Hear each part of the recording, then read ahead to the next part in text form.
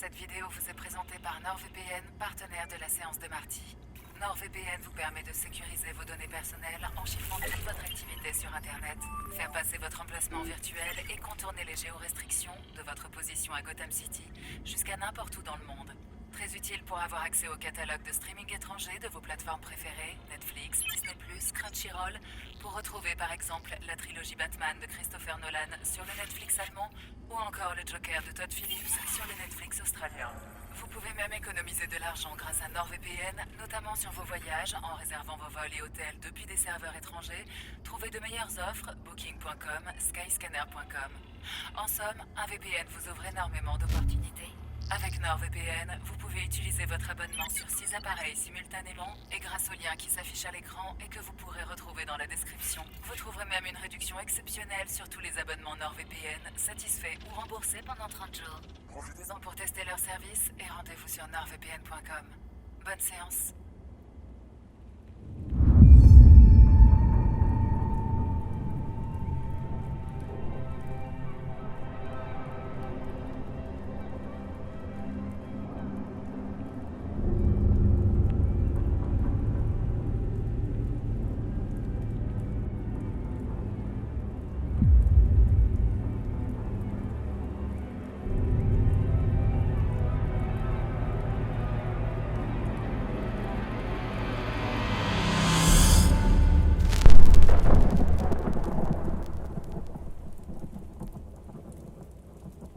Mars 2022.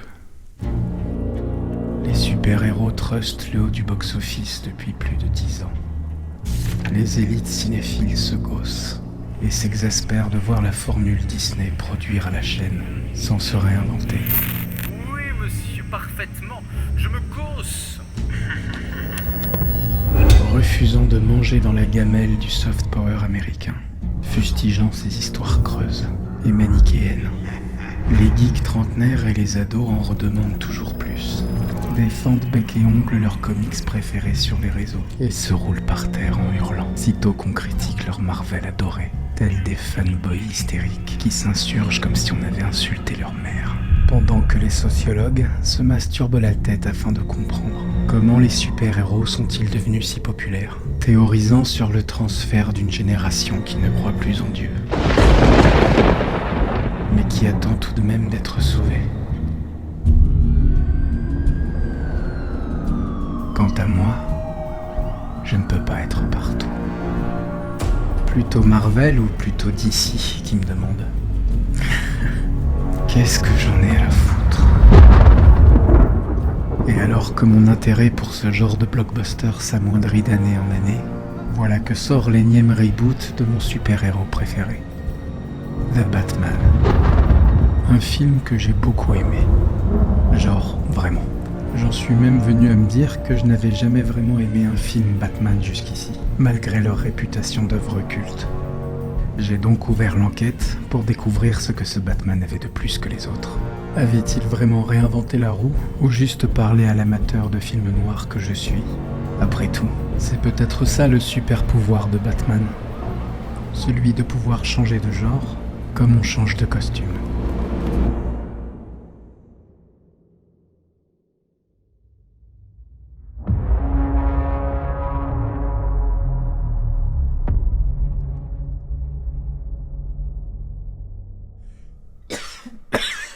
Oui, j'allais pas faire toute la vidéo comme ça, de toute façon. Alors, c'est la Batmania ou quoi? Depuis 1939, la créature de Bob Kane et Bill Finger continue de fasciner le monde entier, comme si sa cote de popularité ne faisait que croître un peu plus à chaque décennie. Batman, il est partout, Batman. Sur papier glacé, à la télé, sur tes étagères. Il me faisait sauter sur le canapé quand j'étais gosse avec ce putain de générique que je connais par cœur. Il est même à l'origine du jeu vidéo adapté de comics le mieux noté de tous les temps. Batman en animé, Batman en Lego, en samouraï. Sérieusement, regardez ce film, ça s'appelle Batman Ninja, c'est complètement ouf. Et puis Batman, il fait tout, Batman. Il combat les méchants, il grimpe sur les murs, il a une carte de crédit, il danse le boogie-woogie, il a même des battes préservatives, Batman. Tu peux pas le tester, il est beau, il est pété de thunes, il a plein de gadgets, il a une grosse voix, et ta voiture, il en fait une poussette. Ok? Qu'est-ce que tu vas faire? Il est indémodable. Au même titre qu'Héraclès ou Prométhée, érigé en figure mythologique moderne, Batman est éternel.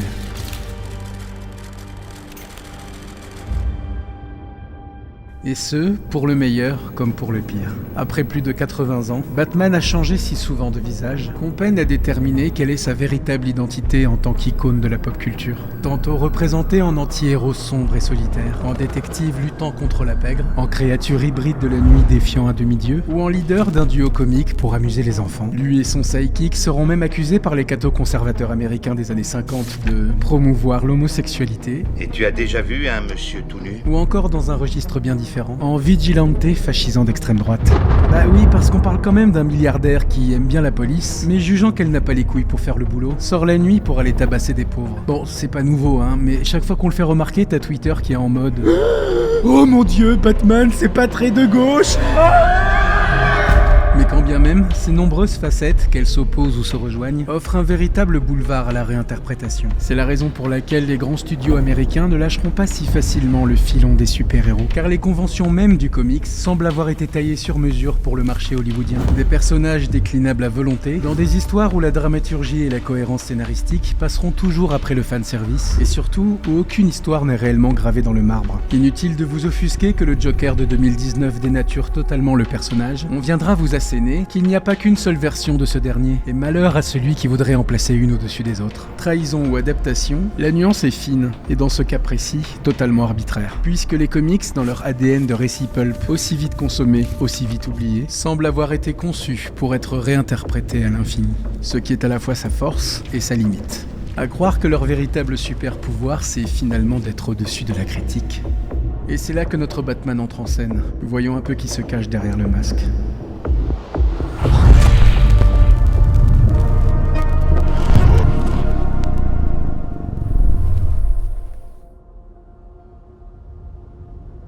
Lorsque tu regardes dans un abîme, l'abîme regarde aussi en toi. Et dans l'abîme, Batman a fini par tomber. Oh oui. Car en 2000, sortait le X-Men de Bryan Singer, une adaptation de comics qui s'ouvre sur les hurlements d'un juif déporté dans un camp de concentration. Le film qui marquera le début de l'ère ultra-réaliste et tourmentée des super-héros au cinéma. Depuis, les figures qui peuplent notre imaginaire collectif ont entamé leur longue chute inexorable vers le premier degré, faisant même des personnages les plus kitsch de notre enfance des dépressifs alcooliques. Ce Batman semble pousser le délire jusqu'au point de non-retour. Edgy au dernier degré, grunge, jusque dans sa gestuelle lente et maussade.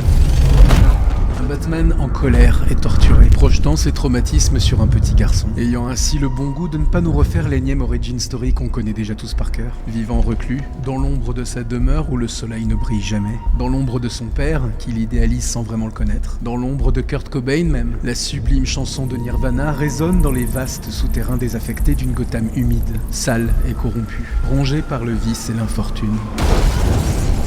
À ce propos, la direction artistique du film est un peu à l'image du Bat-Signal, qui pour la première fois n'est pas une enseigne flambant neuve, mais un bout de métal rouillé encastré de force dans un projecteur. En somme, un film généreux, bardé de références, qui ponce l'esthétique du thriller jusqu'au hard-boiled en passant par le film noir. Comme s'il voulait renouer avec les origines du personnage inspiré du Shadows de Walter B. Gibson, mi-justicier, mi-criminel. Who knows what evil lurks in the hearts of men? The shadow knows. D'un lyrisme gothique, bien sûr. Le mot est lâché. Gothique à tous les étages. Et sans l'aspect carnaval des films de Burton, cette fois, ce qui n'est pas pour me déplaire. Un film qui s'amuse, jusqu'à en devenir même totalement anachronique. On appelle avec des téléphones à cadran, mais on fait des stories sur Insta. Et si les lentilles de contact ultra sophistiquées lorgnent du côté de la SF, le reste de son matos, lui, semble désuet et quelque peu artisanal. Puisque ce Batman n'est pas une sorte de militaire qui commande du matériel usiné sur mesure. Son armure ressemble presque à un assemblage de pièces récupérées, laissant deviner les coutures d'un costume fait main. Et sa Batmobile n'est jamais qu'une Mustang trafiquée, chargée à la nitro. On ne s'imagine pas une seconde qu'elle puisse se changer en sous-marin ou en avion d'une simple pression de bouton. Et ça, pour le non-fan de comics que je suis, ça fait rudement plaisir. Des films plus roots, c'est ce que le public réclame, ma bonne dame. Cette sensation que Batman ne puisse pas se reposer sur des ressources matérielles infinies, mais devant improviser selon la situation, pour ainsi incarner pleinement son statut de héros. Un héros tout aussi intéressant lorsqu'il enlève son masque d'ailleurs, incarné par un Robert Pattinson au visage marqué. À l'annonce de ce choix de casting, l'acteur, ancien vampire devenu chauve-souris, a été jugé trop jeune et gringalet pour enfiler le costume. Ça tombe bien, cette nouvelle version de Bruce Wayne l'exigeait. Un ado mal dans sa peau, ponctuellement remis à sa place de gosse de riche privilégié, obsessionnel et mutique, à la limite de l'autisme. Un Bruce Wayne inadapté, à la lumière du jour, à la populace à qui il ne sait pas parler, tout comme aux politiciens ou à la police. Regardez, il y a un flic qui lui dit bonjour, on dirait un chat qui fait dans sa caisse. Mal à l'aise avec les femmes aussi, incapable d'aligner deux mots lorsque Catwoman lui fait la danse du ventre. Mec, elle essaye de te pécho, là, penche-toi. En bref, un Bruce Wayne aux antipodes du playboy musclé avec son sourire de connard mondain qui sent l'aftershave. I like those shoes. And high heels. I like high heels.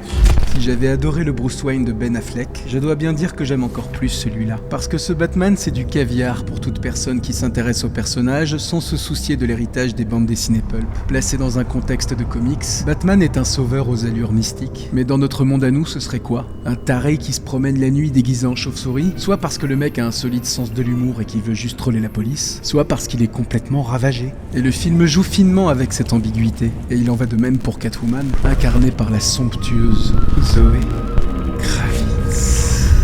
Ouais.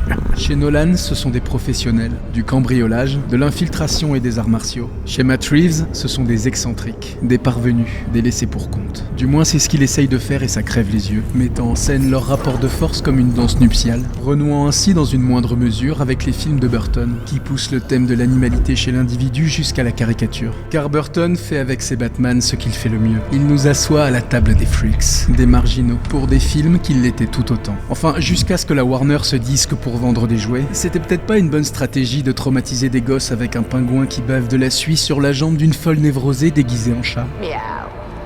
Regardez cette image, le geste tendre et mélancolique de ses griffes acérées sur ce visage triste. Merde, il a une allure folle ce film. Que vous l'aimiez ou non, ce Batman a du style, qui se débrouille toujours pour s'éloigner de l'imposant héritage de ses prédécesseurs. Bien loin, nous sommes des pitreries de George Clooney. Mais nous sommes aussi à l'opposé du Dark Knight rigoriste, au style pseudo-documentaire hérité de Michael Mann, dans son ambition de placer Batman dans un contexte post-11 septembre qui se voulait ultra-réaliste et terre-à-terre. Le film de Matt Reeves vient questionner cette notion de réalisme avec de grosses guillemets. Parce que bon, c'est pas parce que tu évites les cascades sur fond vert que tu fais un film réaliste en fait. A-t-on jamais vu Batman caler en voiture? Se maquiller les yeux pour paraître plus sombre derrière son masque? Ou bien encore voler en traviole à l'aide d'une wingsuit totalement inesthétique qui ruine complètement l'image de l'homme chauve-souris, à l'opposé de Christian Bale qui fend l'air gracieusement avec une simple toile. Bon, même si j'appelle pas ça voler, mais plutôt tomber avec panache.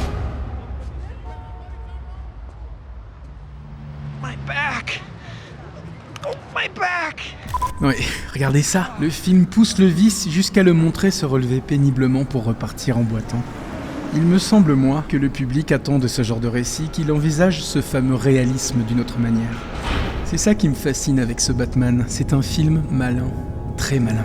Car il nous donne l'impression de voir un film couillu qui prend des risques, alors que non. Au final, il réunit absolument tout ce que le public d'aujourd'hui et les fans rêvaient de voir dans un Batman. Un film qui drague un public pointilleux en quête de pragmatisme, toujours à pinailler que gna gna gna c'est pas cohérent. Tout en nous abreuvant d'un lyrisme poétique qui assume à fond son appartenance au cinéma de genre. Prends ça dans tes dents, Christopher. Un gros blockbuster bien fat qui met tout le monde d'accord, avec l'apparat d'un film d'auteur au parti pris audacieux. La vache, ils sont forts quand même. Tu vois, Hollywood, c'était pas si compliqué, au final on n'est pas exigeants, nous. Tout ce qu'on te demande, c'est de ne pas nous prendre pour des demeurés en nous chiant dans les doigts avec cynisme. C'est possible?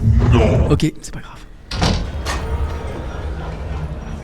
Bon, alors voilà, j'ai résolu l'enquête. J'aime ce Batman pour son style, c'est tout. Non.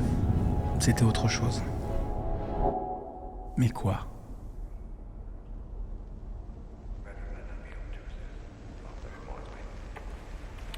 I've taken the liberty of doing a little work on this latest cipher. I'm afraid his Spanish is not perfect, but I'm fairly certain this translates to "You are El Rata Helada."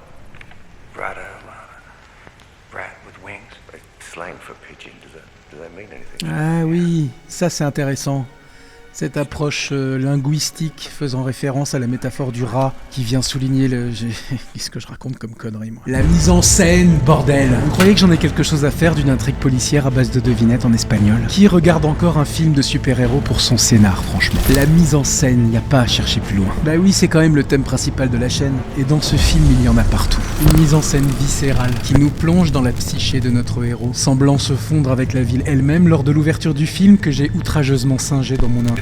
Toi-même tu sais, est-ce Batman qui nous parle ou la grande Gotham ? Une mise en scène maniériste qui joue avec ce que l'on ne voit pas pour exalter notre imagination, qui joue avec les lumières, comme lors de ce gunfight jouissif qui te reste en mémoire. Parce que Matt Reeves a des idées pratiquement à chaque séquence. Le tout sublimé par une bande originale aux allures de marche funèbre, convoquant tout un imaginaire de film démodé et poussiéreux. Mais j'adore. Désolé, mais moi je ne vais pas voir un Batman pour voir un mec futé faire du parcours ou hacker des ordinateurs. Je vais voir un Batman pour y voir du symbolisme, du romantisme, du rythme, du style, de l'action.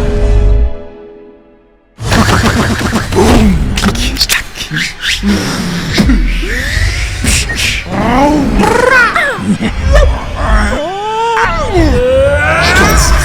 Et peu dans ta gueule. Abonnez-vous. Oh, et l'entrée en scène de la Batmobile, sérieux. Ah, c'est trop bon, putain. Alors certes, il ne fait aucun doute que Batman soit au volant, mais absolument tout dans la mise en scène nous présente cette voiture comme un monstre qui se réveille. Pas un seul plan sur le pilote qui se prépare à appuyer sur la pédale. C'est un dragon qui rugit avant de sortir de sa grotte. Elle est le temps d'une scène, iconisée comme une créature autodéterminée. C'est le camion dans Duel, c'est Christine, bordel! Et cette scène de course-poursuite, elle n'est pas illisible parce qu'elle est surcutée, mais parce qu'elle tient absolument à rester à hauteur d'homme, la caméra collée au pare-choc sous une pluie battante. Les joues trempées, le métal glacé, la tôle froissée. Une scène virtuelle. Une scène crue où la matérialité des éléments nous saute à la gueule, tout en restant diablement fun. Ce carambolage qui crée par accident un tremplin de fortune pour que Batman puisse se jeter dans les flammes. Mais sérieux, comme il est bon ce film!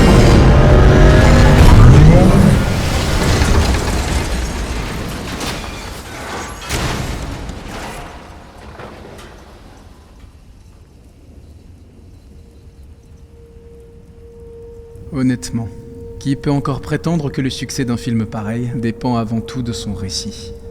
Lorsqu'on s'aperçoit que le jeu de piste du grand méchant Riddler n'est jamais qu'un fil rouge vers une rédemption assez convenue, où notre héros va se défaire du credo de la vengeance pour celui de la solidarité et de l'entraide.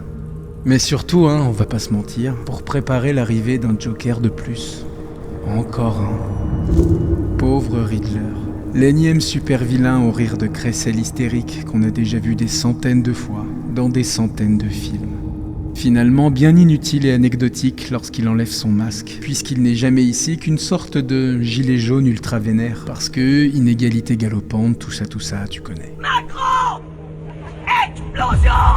Le cinéma populaire ne faisant qu'effleurer le thème si délicat du terrorisme, on en vient à se dire, tout ça pour ça, fallait-il vraiment 3 heures pour que le scénario arrive ? Attends, remets en arrière. Pareil dépend avant tout de son récit. Lorsqu'on s'aperçoit que le jeu de piste du grand méchant Riddler n'est jamais qu'un fil rouge vers une rédemption. Le jeu de piste du grand méchant. Oh putain, comment j'ai fait pour pas le voir avant ?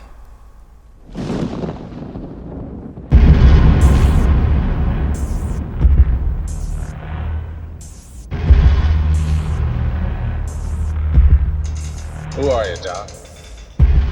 Who are you really? Well, I mean, at this stage, what harm can it do to tell us a bit about yourself? Nobody.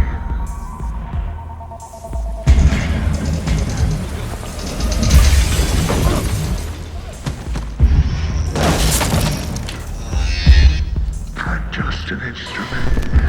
Here to unmask the truth about this cesspool we call a city.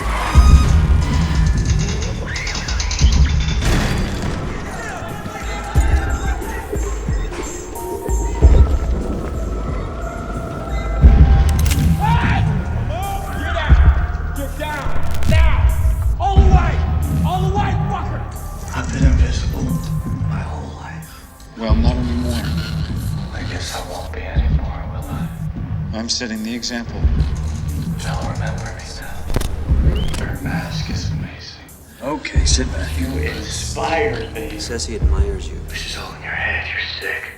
Twisted. It's more comfortable for you to label me insane. You think you'll be remembered? You're a pathetic psychopath. Begging for attention. You're gonna die. Sit back. Nobody. Sit back, you fucking freak! Shut your fucking mouth! You're no messiah. You're a movie of the week. You're a fucking t-shirt at best.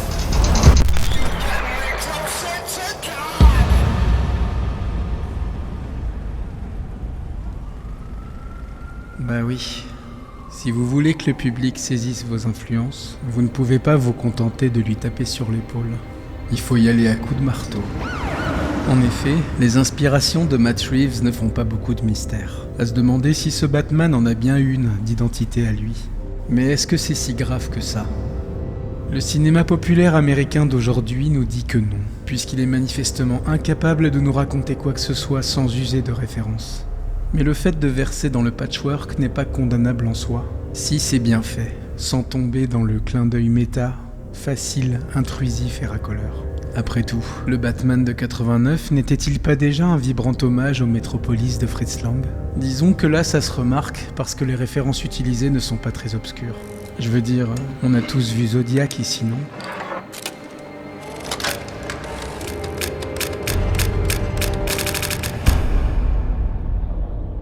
Mais plus que de bêtement singer son style ou celui de Seven, ce que je remarque, c'est que c'est avant tout la patte de Fincher qui est ici source d'inspiration. Et ça, ça me plaît. Car quand j'étais ado, j'étais fan de Batman, mais j'étais aussi complètement obsédé par The Game, avec Michael Douglas, sorti en 97.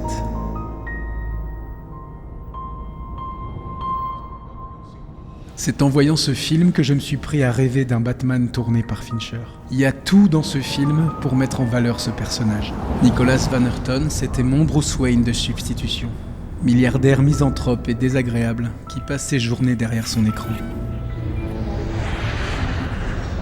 Qui peine à dissimuler son identité secrète, alors que son ennemi juré s'amuse à le narguer par le biais d'une vaste machination. C'est désormais toute la ville qui est suspectée d'être à la solde du Joker. Du simple chauffeur de taxi jusqu'au personnel d'un hôpital.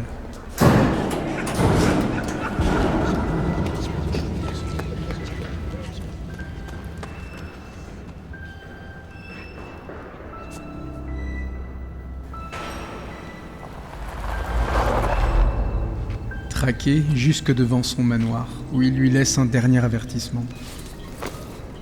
Comme lorsqu'un gangster vous envoie un poisson mort emballé dans du papier. Même pirater le journal télé, c'est un jeu d'enfant pour lui.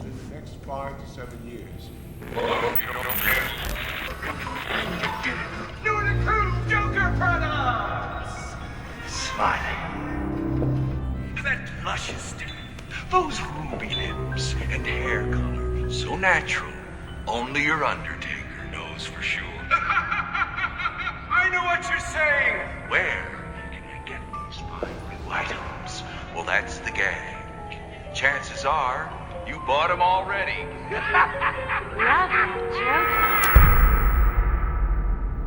Et même sans avoir besoin de faire du détournement. Y a pas tout ce qu'il faut dans ce film pour faire le Batman idéal, sérieux. Cette mise en scène sobre et efficace, ces mouvements de caméra fluides et élégants, idéal pour filmer l'action. Regardez comment il cadre ne serait-ce qu'un chien qui course dans une ruelle. Ces lumières, tout en contraste clair-obscur. Un film qui a la brillante idée de ne pas passer du format 16/9 au cinémascope. Hein ? Rien que ça déjà. Ces dialogues bien écrits qui sonnent justes et qui intriguent. En bref, pas mal de choses que Nolan est incapable de faire, quoi. J'arrête. Mais qu'un Matt Reeves, lui, semble maîtriser plutôt bien. Alerte maximale. Batman, les fanboys de Nolan ont envahi l'espace commentaire. Il faut couper la transmission. C'est pas grave parce que le Arthur on va faire ce qu'il est. Alors par contre, je comprends rien à ce que tu dis. Terminé. Mais après, y a pas que Fincher, bien sûr. Lors de cette scène, par exemple, qui est sans doute parmi mes préférées, où Batman se fait encercler par des flics belliqueux. Sans doute que c'est dû au jeu des acteurs, mais pendant une seconde, j'ai cru voir un film de James Gray. Le fait d'avoir casté cet acteur au timbre de voix si distinctif, rendant cet échange si particulier. Le genre de détail qui marque. You have any idea what kind of trouble you're in? Juste poser la caméra et profiter de l'atmosphère lourde, de ce rapport de force entre deux personnages qui se regardent dans les yeux. Aspect fondamental du film de gangster, que James Gray, sous l'influence du grand Francis Ford Coppola, n'a cessé de peaufiner tout au long de sa carrière. Ce même James Gray qui se trouve être un ami et ex-camarade de classe de Matt Reeves, si c'est pas amusant tout ça. Même si les dialogues ne sont pas fifous, l'ambiance est posée. Et Dieu que ça fait du bien de voir ça dans un Batman. On se croirait dans The Yards, où la nuit nous appartient. Je pense pas que ce soit si anodin comme choix de casting. Inutile de dire que ces références sont parfaitement assumées et présentées comme des hommages avant tout. Ouais, pratique. La question est plutôt de savoir si cela est propre au style de Matt Reeves, qui aurait réussi on ne sait trop comment son hold-up. Celui de faire du super-héros le plus populaire du monde, un stand-alone sombre et dépressif qui emprunte son esthétique au néo-noir, ou s'il ne s'agirait pas plutôt d'une stratégie de la part de DC, qui, faut-il le rappeler, a perdu énormément d'argent à vouloir copier la formule Marvel et son Cinematic Universe. Ayant compris la leçon, ils auraient alors décidé de faire l'exact opposé de leurs concurrents, en proposant des films plus adultes qui se suffisent à eux-mêmes, brisant ainsi la contrainte de devoir penser chaque nouvelle production au sein d'un univers commun. Enfin, plus adulte sur le papier. Tu vas la ranger ta chambre, petit con? Vas-y, c'est bon, lâche-moi. Ça fait une semaine que t'as pas ouvert la fenêtre, ça sent le fennec ici, tu vas me ranger. De toute façon, t'es qu'un oppresseur systémique. Ça fait combien de temps que t'as pas croisé une savonnette? Quoi? Faut que tu te reprennes, mon garçon, tu vas aller me laver. Hé, t'es pas mon père. Putain, c'est pas vrai, on peut jamais être tranquille. On est pas le cul de cette baraque. Une stratégie qui ne concernerait pas seulement l'aspect marketing, mais aussi celui des thématiques abordées. Car si Marvel, et ce consciemment ou non, perpétue l'esprit positif et conquérant de l'ère réganienne du cinéma des années 80, qui bande les muscles pour botter le cul des méchants très méchants en balayant les enjeux politiques et sociaux sous le tapis, et dont je me garderai bien de faire le moindre reproche, parce que vous savez, moi, clasher Disney c'est pas mon genre, hein, non. De la merde. De la merde. De la merde. De la merde. De la merde, de la merde. Les nouvelles productions d'ici, elles, semblent vouloir renouer avec l'esprit du nouvel Hollywood des années 70. Un cinéma pessimiste, intimiste, où la drogue est partout et ravage les petites ruelles malfamées de New York.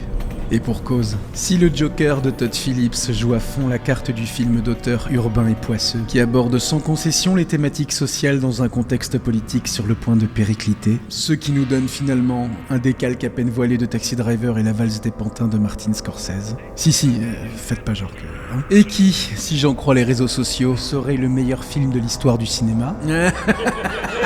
Le Batman de Matt Reeves, lui, nous renvoie au thriller paranoïaque post-Watergate, dans l'ombre de Brian De Palma, Sidney Pollack ou encore Alan J. Pakula, où l'on peine à différencier les politiciens des mafieux et où les flics intègres doivent affronter les ripoux. On nous écoute, on nous observe et surtout, tout le monde est mouillé dans l'affaire. Surveillance is doing it. It's being done. People's lives are in danger. Wait a minute. Maybe even ours. The Falcon has wings too. Falcone is the rat. Booter says his electronics are there. The story is right. Falcone works for you guys. Mayor, DA. We work for him. Everybody does. Oh. The cover-up had little to do with the break-in. It was to protect covert operations. The covert activities involved the entire U.S. intelligence community. The mayor, Falcone, Maroney, everyone got in on it. It was perfect for making bribes, going over money. Did Deep Throat say that people's lives are in danger? Yes. What else did he say? He said everyone is involved.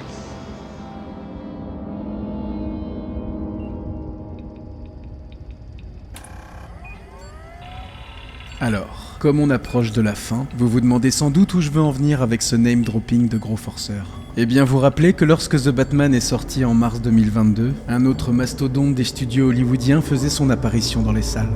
Son nom, Spider-Man No Way Home. En ce début d'année, il était parfaitement impossible d'entendre parler d'autre chose que de ces deux blockbusters, toi-même tu sais. Un film qui semble repousser de nouveau les limites de la médiocrité, en alternant galipette sur fond vert, scènes d'émotion pathos larmoyantes et blagounettes méta autosuffisantes. Partant du principe que les aventures de Peter, on les connaît par cœur, Marvel nous embarque dans une sorte de manège pour geeks sans âme, qui encule sauvagement les limites acceptables de ce qu'on appelle le fanservice avec une complaisance crasse. Pour un film qui ne raconte rien, ne va nulle part, et surtout ne regarde rien si ce n'est son petit nombril, persuadés que leur propre lore suffit à amuser les foules dans un exercice de style en circuit fermé. T'as pas compris ma dernière phrase ? Ok, je vais résumer. En gros, c'est de la merde. En comparaison, The Suicide Squad, c'est une pièce de maître. Alors, si vous n'avez que ça à nous proposer, eh bien je choisis The Batman, qui ne transcende rien, n'invente rien, mais fait ça bien. S'inspire des meilleurs en appuyant sur le bon bouton au bon moment pour me faire frissonner dans mon fauteuil, et si possible, m'invite à découvrir d'autres œuvres. Je veux dire, foutu pour foutu, je préfère largement aller voir un film de super-héros en me demandant quel grand classique il va essayer d'imiter, plutôt que de voir des producteurs servir la soupe à des fans qui n'attendent même plus d'un film qu'il fasse de la mise en scène, mais préfèrent continuer à mâchouiller leur doudou. Même si, la direction que prend DC ne risque pas de fonctionner bien longtemps. Parce que, je sais pas pour vous, mais moi je sens que ça va vite me saouler de payer un ticket de cinéma plein pot pour jouer au jeu des 7 différences. 7 différences. 7.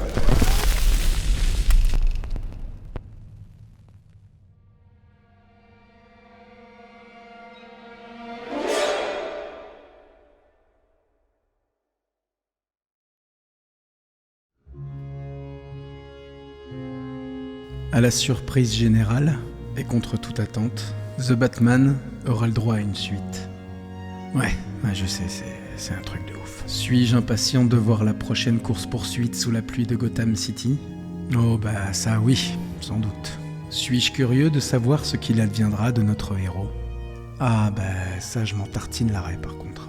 Le critique de cinéma François Bégodeau, lui, utilise le terme de cinéma post-humain pour qualifier les films de super-héros contemporains. Un cinéma qui ne serait plus à hauteur d'homme, mais au profit d'une expérience purement sensitive, mettant l'emphase sur la matière et le mouvement. Un cinéma abstrait, selon ses propres mots. Ce qui me fait penser dans une moindre mesure aux propos des critiques français des années 70, qui comparaient le premier Star Wars à un trip sous acide que l'on regarde comme des lumières de stroboscope. Mais peut-on lui donner tort ? Bah moi je pense que non. Même si ce Batman semble vouloir se démarquer du reste de la production, en se recentrant sur les troubles d'un super-héros humain ayant des problèmes d'humain. Dépourvu de super-pouvoirs, ne devant compter que sur son intellect et sa volonté pour sauver la ville, il n'en reste pas moins qu'un film ultra référencé qui ne s'exprime que par citation. Autrement dit, les blockbusters américains, et plus particulièrement les films de super-héros, ont de plus en plus de mal à nous faire croire qu'ils racontent quelque chose. Mais qu'importe. Puisque de toute façon, dévoiler le costume d'un nouveau Batman suffit à enflammer la toile pendant des mois, et la chronique que vous êtes en train de regarder en ce moment ne fera jamais autant de vues qu'une vidéo qui compare les différentes versions du Joker. Alors pourquoi il se ferait chier ? Ce qui, moi, me fascine par contre, c'est de constater à quel point le scénario semble aussi important pour la majeure partie d'entre vous, que ce serait genre l'élément prépondérant à la qualité d'un film. Alors que je sais pas, il me semble que les séries télévisées ont depuis longtemps damé le pion aux grands studios dans ce domaine. On a pris des intrigues de magazines pulp qui tenaient dans quelques cases de BD pour en faire des super productions de 3 heures qui monopolisent les salles de cinéma et l'actualité de la culture pop dans le monde entier. Vous voyez pas le problème ? Désolé, vous allez dire que je me répète, mais vous voir discourir sur les réseaux sociaux à propos de l'arc narratif des personnages dans un film pareil me laisse pantois. Quelles que soient les décisions prises pour driver le reste de la franchise, vous savez bien que l'on va encore sonder l'âme torturée de notre héros en attendant qu'il s'autorise enfin à tomber amoureux. Que l'on va encore faire mine de tenir un semblant de discours politique en parlant des élites corrompues, oulala. Que l'on va encore s'appesantir sur le collier de perles de maman, nous bassiner avec l'éthique et la morale, la ligne à ne jamais franchir. À force de combattre les monstres, vais-je moi aussi en devenir un ? Bla bla bla. Bon, et la suite, vous la connaissez. Attendez, vous voulez qu'on parle du Joker ? Ils ont réussi à nous vendre le truc le plus consensuel et conformiste de la décennie comme un film subversif et sulfureux qui nous fait dire que vraiment, on vit tous dans une saucisse. La vache ! Ils sont forts quand même. Admettons-le une bonne fois pour toutes. Que nous sommes davantage fascinés par l'identité de Batman, plus que par son message. Nous, les geeks, que l'on préfère tourner en boucle sur ses origines, plus que sur sa possible rédemption. Que l'on passe plus de temps à se demander d'où il vient, sans jamais se demander où il va. On a les films qu'on mérite. Vous pourrez rebooter Batman 1 million de fois. On sera malheureusement toujours là pour voir ça, tout en oubliant l'essentiel. Le format du comics, par son essence, empêche de pousser trop avant le sous-texte politique et social. Rendre Batman toujours plus réaliste est une impasse. Surtout que, comme on l'a vu, ils n'en ont pas vraiment l'intention.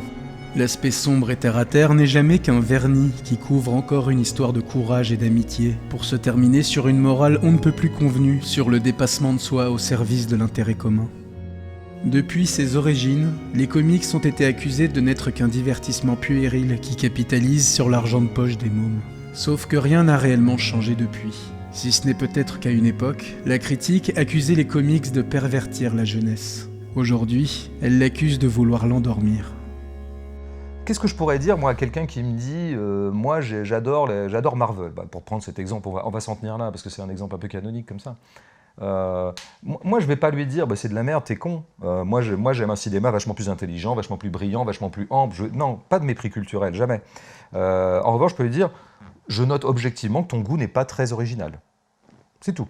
On ne peut pas dire que ton goût soit très singulier, puisqu'en fait, le film dont tu me parles, c'est précisément le film qui a fait le plus d'entrées dans le monde dans les 6 derniers mois. Si tu me dis que ce que tu as adoré les 6 derniers mois, c'est The Batman, que je ne mets pas sur le même niveau que Marvel, mais ou tel autre gros succès des films sortis en salle, je peux au moins noter que, bon... Et donc, je peux peut-être demander à cette personne, je veux dire, ça t'intéresserait pas d'avoir des goûts un peu plus singuliers? Enfin, t'as pas envie de temps en temps d'aller voir dans des trucs, tu sais, où en fait, qui sont pas immédiatement, mondialement standardisés, quoi, ou alors plébiscités. Voilà, c'est sur cette corde, moi, que j'essaierai de titiller les gens. T'as pas envie d'être un peu original? Ça t'emmerde pas d'aimer la même chose que tout le monde, et en plus d'aimer précisément ce que toute une industrie qui a par ailleurs un arsenal publicitaire à sa disposition qui est tout à fait gigantesque, te fait aimer, ou t'invite à aimer, ou t'incite à aimer, et ce qu'on appelle le battage médiatique, c'est pas rien, quoi.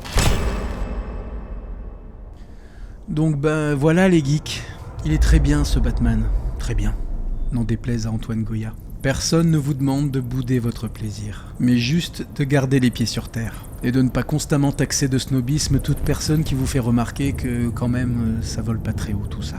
C'est pas du Shakespeare quand même, merde. Mais on ne se démontera pas. Vous savez, la pop culture est un formidable sujet d'étude, qui vaut la peine qu'on se batte pour lui. Je suis d'accord avec la seconde partie.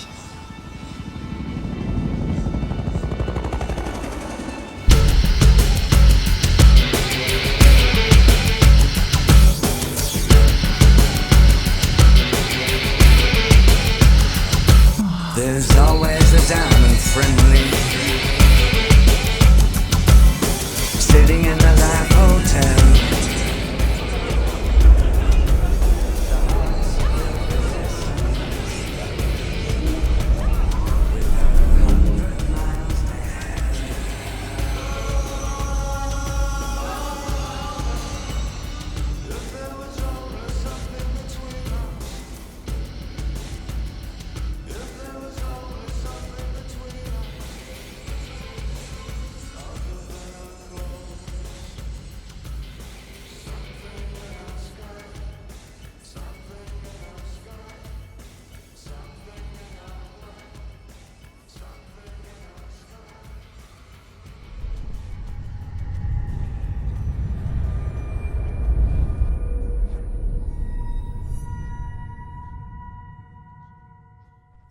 Mais oui, monsieur. Mais oui, monsieur. Parfaitement, monsieur. Je me gausse. Oui, monsieur.